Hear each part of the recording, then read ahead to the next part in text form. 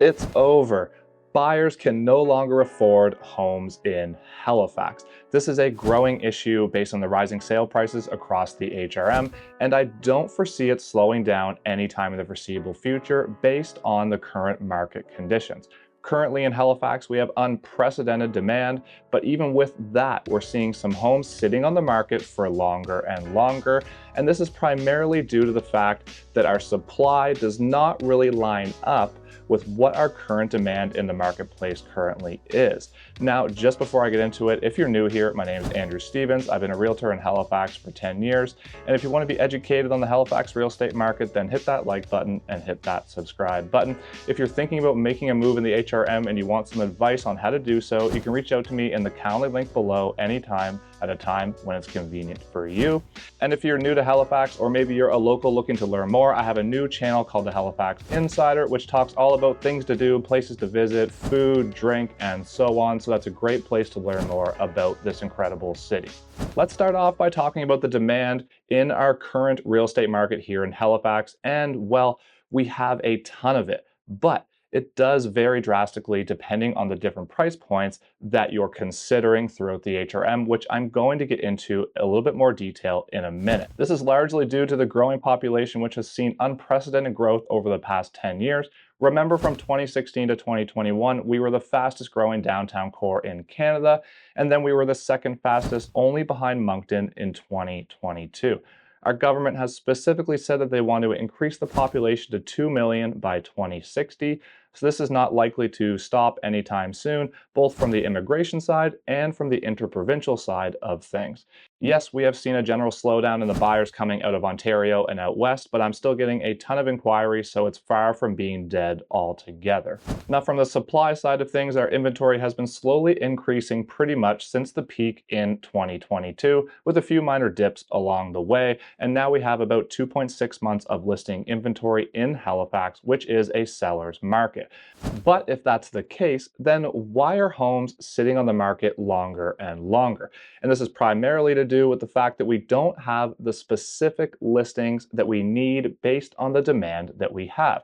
So for example, for context, we have about 1,100 listings in the HRM right now, as a whole, any price point. So there's about 1,100 homes for sale in HRM right now, but only about 250 of them are under $500,000, which would be the most popular price point right now and the most kind of affordable price point right now. So here's what the breakdown looks like based on the different price points.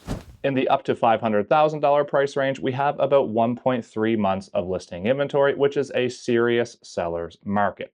From $500,000 to $750,000, we have a little bit more inventory at 2.3 months, but again, this is still a seller's market. So these price points are very, very busy. From $750,000 to $1 million, we have just over 5 months of listing inventory, which is creeping up into the buyer's market territory.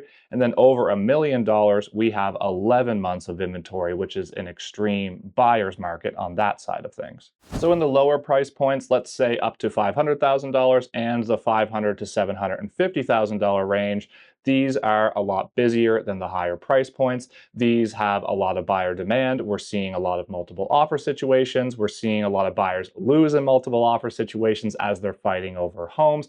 And this is leading to a lot of discouragement in this particular buyer pool compared to the higher price points. Let's say anything over $750,000 are a lot slower. They're more of a buyer's market kind of territory. And those types of homes are sitting on the market longer and longer as time goes on. Now, the tough part for locals especially is that it doesn't really matter if a huge pool of buyers can afford these different types of homes, as long as enough of them can afford it to keep that pressure on the market, to continue that upward pressure on pricing. So although a lot of people are being priced out, there's enough people that can afford them, which is still having major impacts on the market moving forward.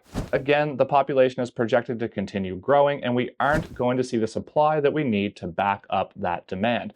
I made a video a while back, but right now we're adding about 8 people to the province every year for every 1 housing unit that's being built. This is one of the widest gaps in the country, and for context, this data was from 2022, And from 1973 to 2022, this ratio was pretty much a 1-to-1 ratio. So this has changed very, very quickly. We're also primed to see further demand coming soon as the rates start to drop and some new looser mortgage rules come into effect in December, which will also increase buyer demand, especially in these lower price ranges. So I think the demand overall will continue to skyrocket in these lower price ranges of, let's say, up to $500,000 especially, and also from $500,000 to $750,000. But I think things will remain pretty stagnant in the over $750,000 market, especially based on the job market here, and it's not super conducive to buying a $1 million home unless you're coming from out of province with a different job, or unless you have a ton of equity coming out of a home that you bought previous to the pandemic when the market started to explode. And even more concerning would be the fact that these lower priced homes, if you want to call them that, it's almost weird that I'm saying that because I remember the market back before the pandemic and before everything kind of took off here. But as these lower priced homes continue to rise in price, which I would say is likely based on the demand that we're seeing in that particular side of the market, it's going to price more and more locals out of that market, especially those young first-time home buyers, young professionals looking to enter into the market for the first time. So that market is going to get more and more difficult as time goes on, as that demand rises, especially with the lower interest rates and the new looser mortgage rules. Now, if you're still here watching, you obviously have some vested interest in this topic, and I'm curious to hear what you think.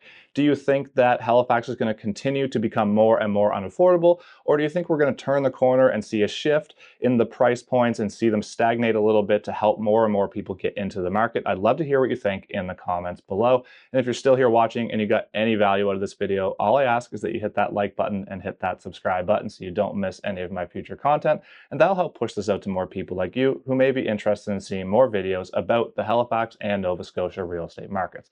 And until next time, thank you so much for watching. I really appreciate your support, and have a great day.